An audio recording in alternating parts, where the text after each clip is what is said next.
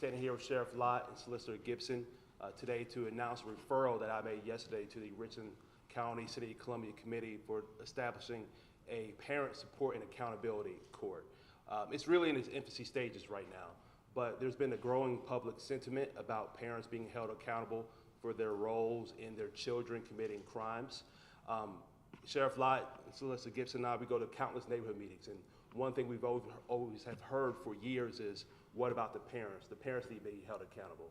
And there are programs out there for parenting courses that the Sheriff's Department has, that the city has, but the thing with programs a lot of times is people don't take them unless they have to take them.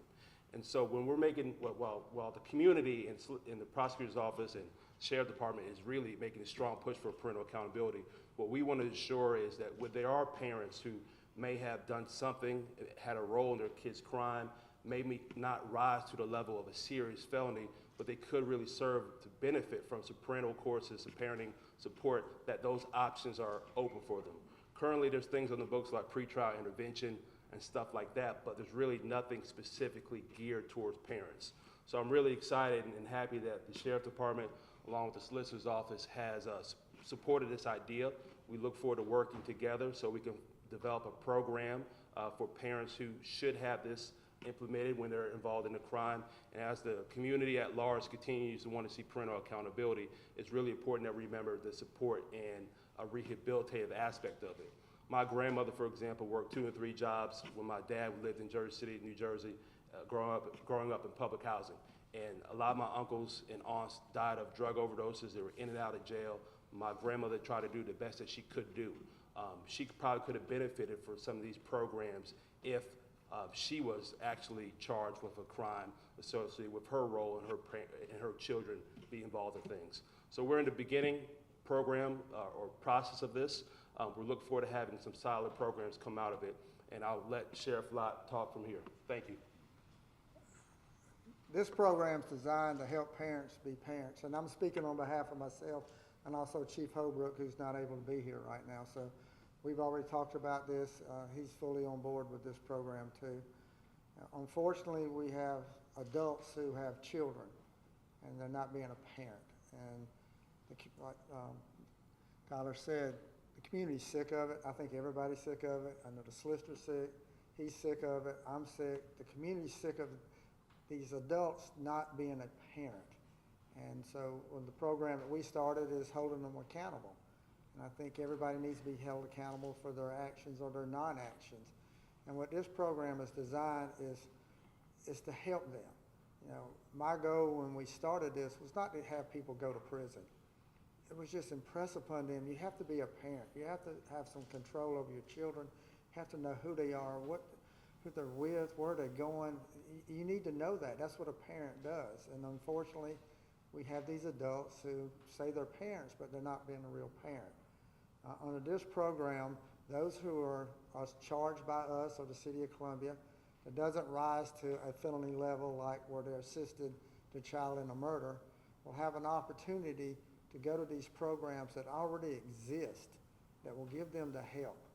Parent support groups, just whatever they need, there's programs there, but force them to go do it. Unfortunately, they won't go do it on their own. Through being arrested and then through the solicitor's office and this program here and the court systems, hopefully we'll be able to make them go do what they need to be doing as a parent, but give them the help. Now that's the goal, is to get them to be parents where they have control over their children who are not going to go out here and commit violent crimes. The community is sick of it, and it's time we do something, and this is a program, I think, along with law enforcement, the community, the solicitor's office working together, that we are going to have an impact on the amount of crime that we have with juveniles. Thank you, Sheriff, and thank you, Tyler. I think it's important to understand that we're standing here today in solidarity. We're not in silos somewhere, we communicate. And so with law enforcement, with City Council, with the Solicitor's Office, and with other community members, we're here because, as Sheriff said, we've got to do something different. If you've been around me, you've heard me say many times, if you always do what you've always done, you'll always get what you've always gotten. And we're at a point now where we've got to do something a little bit differently. Laws have been on the books for years, for decades.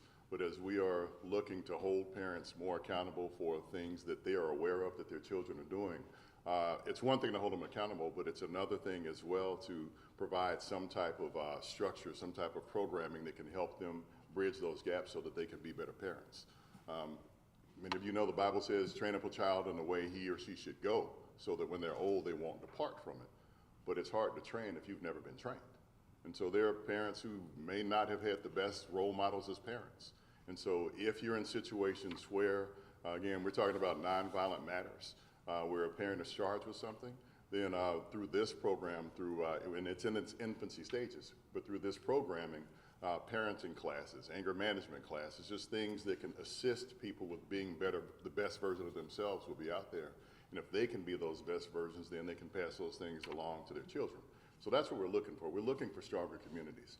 It's not always about punish, punish, punish. I mean, we have to hold people accountable, and honestly, that in this courthouse, that's what we do.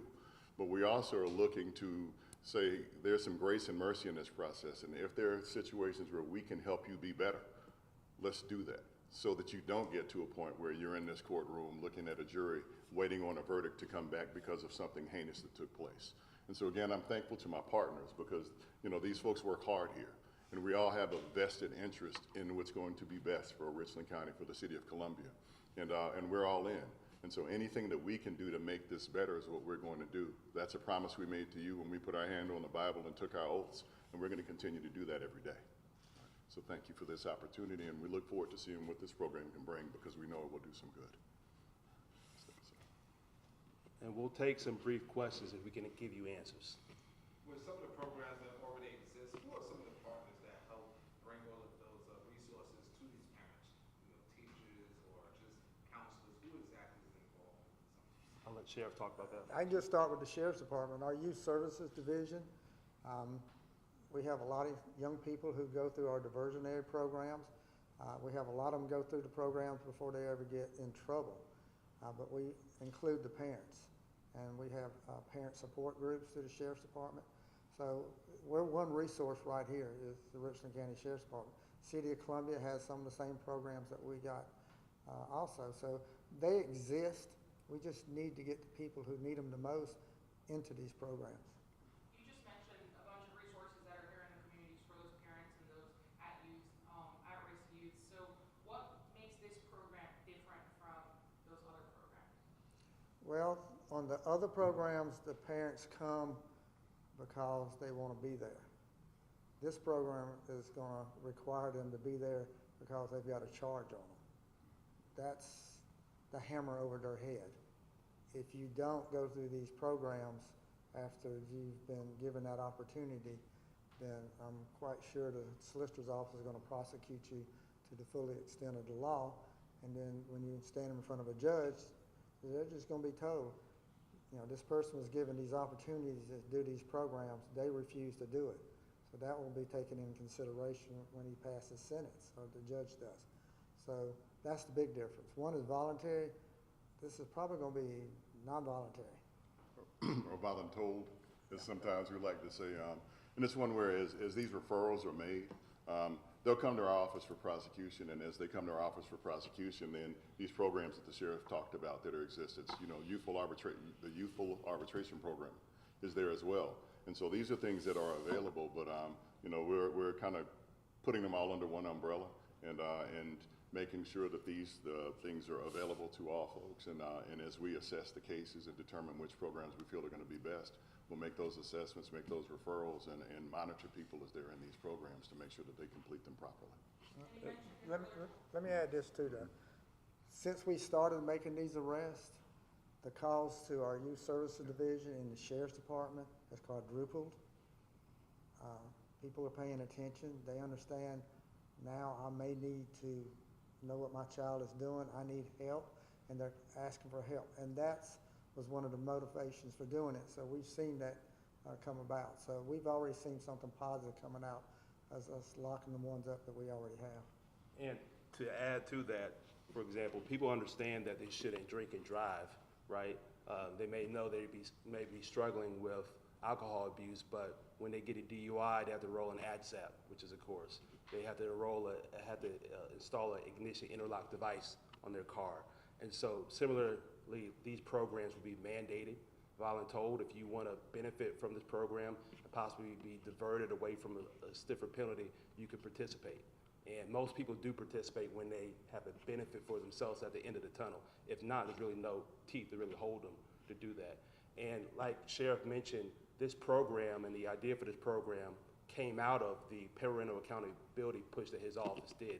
And I think this is a prime example of what comes out of everybody doing their job. The police department, sheriff's department making arrests, holding people accountable, elected public officials thinking about how they can close the gap, the solicitor's office getting on board and implementing their programs where they can. This is showing 3 levels of government working together.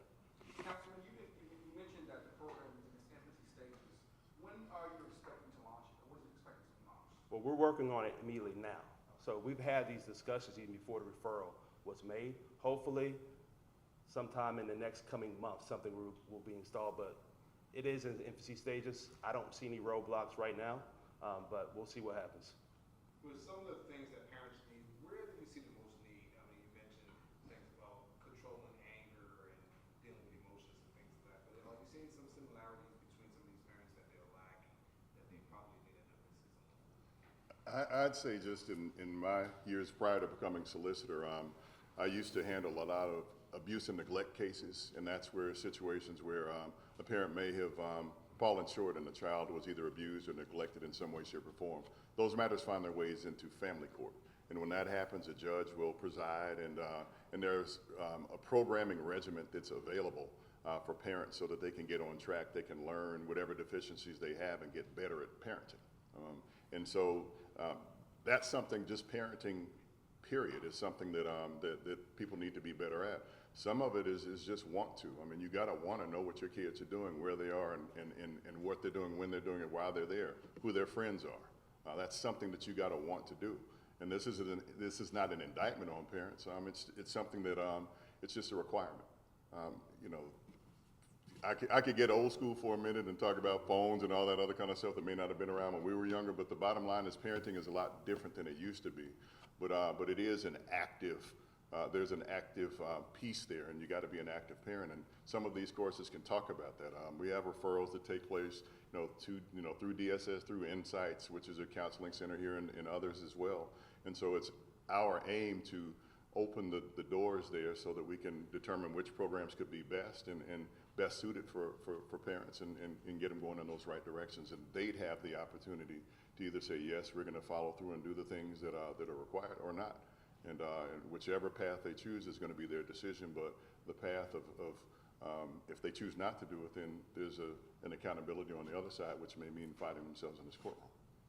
And I know it's still in its beginning stages, but any idea how long these classes will be required, or how many hours they may have to put in if you figure that out? I would say that's going to be on a case-by-case basis. So I'm not a clinician, so we would leave that decision to be made to the clinicians once we, again, get past the infancy stages and whatever the curriculum needs to be. At that point, we'd allow the clinicians to make that decision. Have you come up with a name for the program as yet? Working on that. But Well, I think Mr. Bailey may have something in mind. He's got some ideas. I think it should mimic what's already been put out there. We're looking at parental accountability and parental support, and it needs to intertwine both those things. Some parents, there needs to be just strict justice and accountability, right? Some parents, there may need more support and rehabilitative services. So the clinicians will figure out what mix is needed, but I think the community has spoken. They want parental accountability. They also know that parents these days a lot of times need help being parents. You have kids who are raising kids. You have fathers a lot of times who are absent from the home with that presence with kids. And all that's what we're seeing as a community, and we're trying to step up and close that gap. Solicitor, just to be clear, so this isn't some sort of specialty court that's being created, but rather just merely a program, is that right? Correct. Specialty courts require more from the Supreme Court and otherwise. So this is a program. We have some programmatic control over how we handle these matters. And as we've met with our community stakeholders and law enforcement and otherwise, we see a pathway to helping parents be better and more accountable. Would parents be in jail while they are doing this program, or is this the alternative to the sentences that we're seeing? Well, at this point in time, I mean, jail is something that would happen on the back end. I mean, the question would be whether or not, if they're charged with a crime, what bond they received, and if they received a bond, then they would not be in jail. So we'd be working with the charge, we'd be working with just seeing what the best alternative is. So that would be left up to a judge when that charge takes place, whether or not the person is given a bond and if they'd be out on a bond. The father's kind of in and out of the life, would he also be held responsible? If a person is charged, they'd have to be charged. And so we would only have jurisdiction over a person if they're indeed charged with a criminal matter. And so that's the part we can control. I think DSS is more of the agency in an abuse and neglect type setting, which is outside of my purview in this role. When a father or paramour or whomever else would be a part of a court order to be required to do something. When they stop being a parent, become a participant, is when we arrest them. That's the guiding line for us. Not being a parent, but being a participant in the crime. That's what we're looking at. But I will tell you, in all the cases we've had so far, there's not been a father figure involved in it. That is something that needs to be addressed too. There's not a father figure, a male figure that's been involved with the kids that we've been involved with so far. So that's something that's not talked about a whole lot, but that does impact it too. That's where the community can step up, and I think that's part of what this program will do, is there are male figures in this community, might not be their child that needs the help, but they can help another child by doing something. So that plays a part in it too. But the guiding line for us is when they stop being a parent and become a participant in the crime, we're gonna lock them up. If a parent hasn't been charged yet, but feel that they need this sort of help, would they be able to? They can come. They're doing that now, and that's what we've seen. Yeah, you don't have to wait till your child gets locked up to come ask for help. We want them to come ask for help before that ever happens. We want to be proactive, not just reactive. This program is more of a reactive program. Let's be proactive. Your child is not listening and used to going down the wrong path. Don't wait till they get in trouble. Come to us. Our programs are already there for them to help. From our weekend programs, our summer programs, all the stuff that we got. We'd rather be proactive than reactive. At City Council yesterday, the mayor asked you to expand this program to also look into looking after children who have been in houses with domestic violence. What are your plans to do that? Well, currently, the DSS already has a lot of those programs in place. The family court already does a lot on that front. So this program is really something different. There was some more discussion after that recommendation. But, we really want to look at what is in the best interest of the children regardless, but also mainly this program is for parental accountability and support. DSS, there's a lot of other programs out there for survivors of domestic violence that are already doing great work, and we would of course work with them, but this is something different and separate and apart.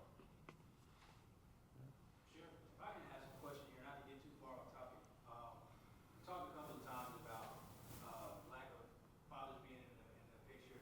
How was that conversation with single moms in these scenarios who are cooperating, as far as some of the hardships or challenges that they may or may not, be dealing with when you are, making these arrests or investigating these crimes?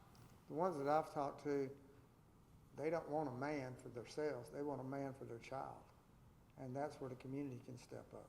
So yeah, these single moms want help, and they want help from a male figure to come in and help out, particularly with our young men. They need somebody that's a male in their life that can educate them and guide them. And there's a huge need for that. And there's a lot of men out in this community who can step up and provide that service. Well, we appreciate the time. These are both very busy men that I'm standing beside. So thank you, and please keep up with the development of this program. Thank you.